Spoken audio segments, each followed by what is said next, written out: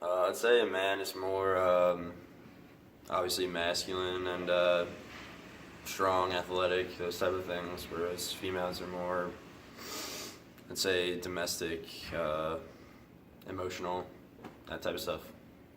The difference between a male and a female is like the biological differences, like chromosomes, hormones, and reproductive organs. Physiological differences between males and females. Males in nature are naturally stronger, while females are naturally more nurturing. Males are naturally more protective, and these shape our relationships between male and female.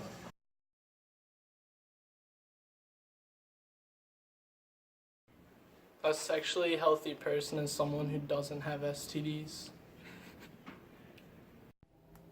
I think mentally, a sexually healthy person is someone who does things at their own pace, and physically healthy would be someone without STDs and everything like that.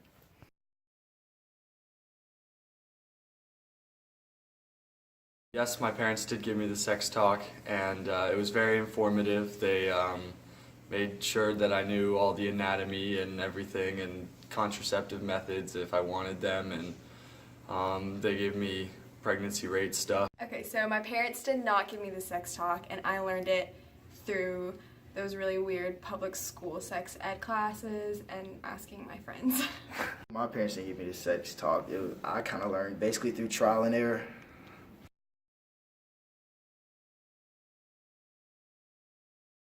I think sex can be fun, but in the end, it's not really rewarding unless it's someone you love. I think that sexual intercourse is healthy for people. I think it depends on the kind of person that you're involved with. I think that if you haven't had sex, you might view it as negative just because of media regarding rape and novels and articles and all sorts of stuff that you hear about rape. But I do think in the end it's healthy and a part of life. Sex is beautiful. I mean, God created it for a man and a husband and a wife to interact in a whole different way that speech or just natural activities, regular activities just cannot compensate for, Sex is great.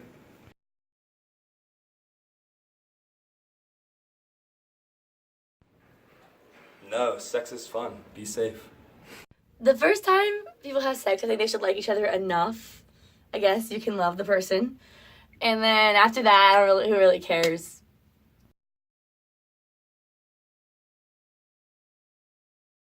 So, sexual assault and rape kind of overlap a little bit, but my definition of sexual assault would be any kind of unwanted contact that's not mutual between the two and there's no consent involved.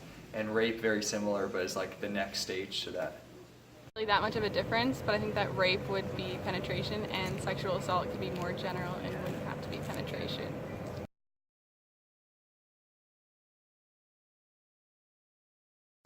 I'd say the most common scenario for rape is at a party where alcohol is involved, and I would say the one getting raped would be a female, white, age 18 to 20.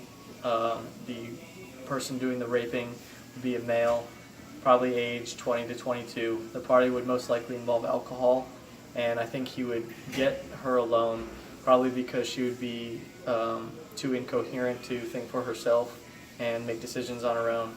And he would either bring her to his house, or if it was at her house, bring her up to his room alone.